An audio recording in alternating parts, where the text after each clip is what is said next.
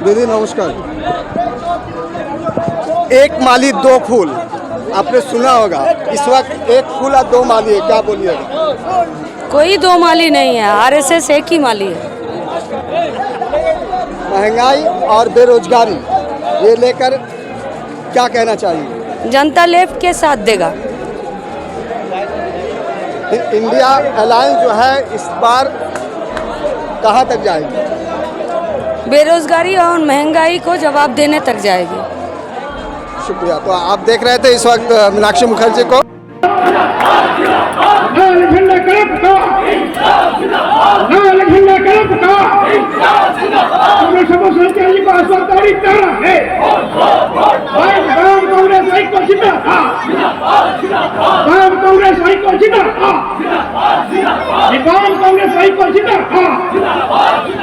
देश को बचाने का है, इसीलिए जो लोग देश को बेचना चाह रहे हैं उन लोगों के खिलाफ ये लड़ाई है।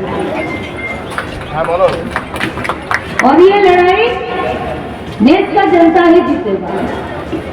कौन जनता?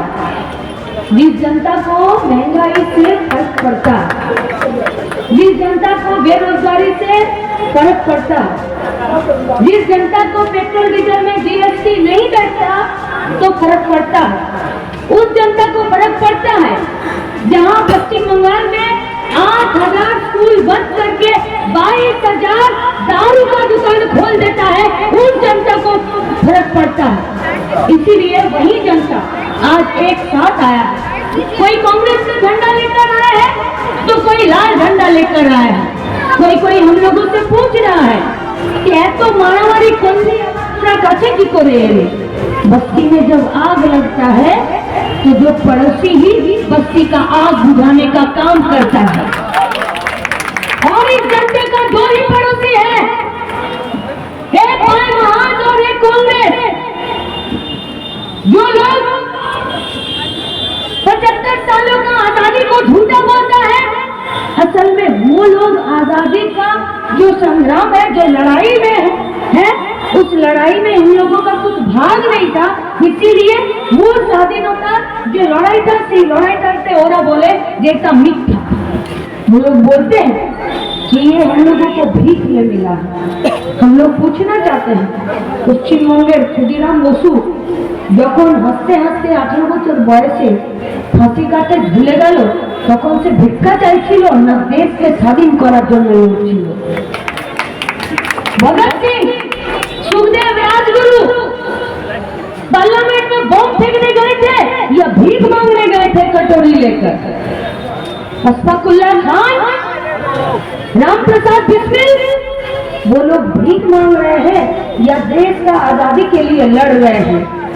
ये बात तो उल्टा निकला कि जो खुद को फकीर बोलते हैं और दूसरों के सामने अपना झोला फैलाते हैं, वो फकीर निकला, वो भिखारी निकला। और वो भीख में कॉर्पोरेट के सामने ये पैसा मांगते हैं। कौन सा देश का चेहरा ये लोग हम लोगों का सामने लाना चाहते हैं?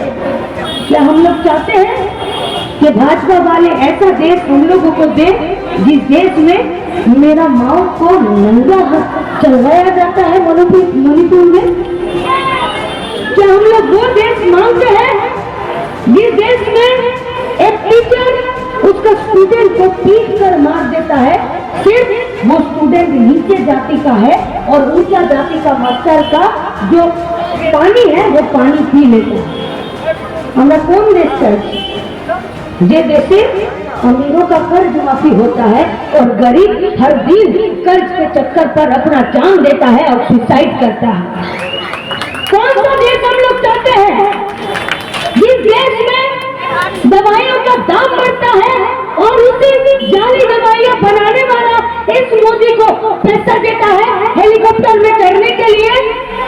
जिस देश में खाने का ठिकाना नहीं है, उस देश में प्रधानमंत्री का 8,000 रुपए का हवाई जहाज के साथ सालाना 1,600 करोड़ रुपए सिर्फ विदेश यात्रा में खर्च होता है।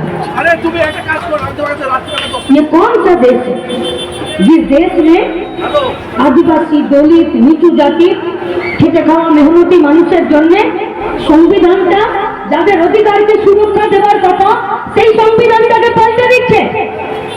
गुजरात में और इसके बाद कहीं पर जलसा तो हुआ होगा। পুজোর পর কোথাও তো বিজয় সম্মেলনী হয়েছে, না এই গোটা বাজারে কখনো তো কোনো প্রোগ্রাম কোনো ফাংশন হয়েছে। আরে ওই ফাংশনে ওই জলসাতে আর ওই প্রোগ্রামে সেখানে শুধু একটা পাড়া একটা বাজার আর একটা বস্তির জন্য মিটিং যদি হয়েছে तो সেখানেও 2-4টা মিটিং হয়েছে। लेकिन इस पूरा भारतवर्ष के लिए पार्लियामेंट में सिर्फ 2 दिनों में 15 ठो बिल पास किया जाता है। वोट दीजिए। विदेश में खतरे में, जो भी बोलते हैं हिंदू खतरे में है, कोई कोई बोलते हैं मुसलमान खतरे में। असलियत नहीं है कि हिंदुस्तान खतरे में है और हिंदुस्तान को बचाना पड़ेगा, हिंदुस्तान के संविधान को बचाना पड़ेगा। कभी आपने सोचा कि हिंदुस्तान में कोई ताकत का उसके पास इतना क्षमता होगा वो प्रश्न करेगा हमारा संविधान के ऊपर, बोलता है संविधान बदल देगा। ये कोई आसान चीज होता है क्या? कोई देश के संविधान कोई बदल पाता है? पूछिए तो। इसके भाग दिए बीजेपी हमारा देश में एक राजनीतिक दल के रूप से काम करेगा। हम ज्योति बाबू एक बात बोलते, तो बंगाल में ममता बनर्जी का सबसे बड़ा पाप ही है। तो भाजपा को हाथ पकड़ के बंगाल में लेके आई 1998 में आप लोगों को याद रहेगा एक खबर। और अच्छे दिन आएंगे, किसके अच्छे दिन आएंगे? आपके, मेरे या वो अदानी अंबानी के अच्छे दिन आए? लाए तो सही है अच्छे दिन अपने लिए और अपने चेले चपाटों के लिए।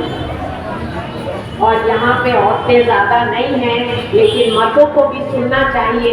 आप ही के घर की औरतों को उन्होंने कहा था बेटी बचाओ बेटी पढ़ाओ।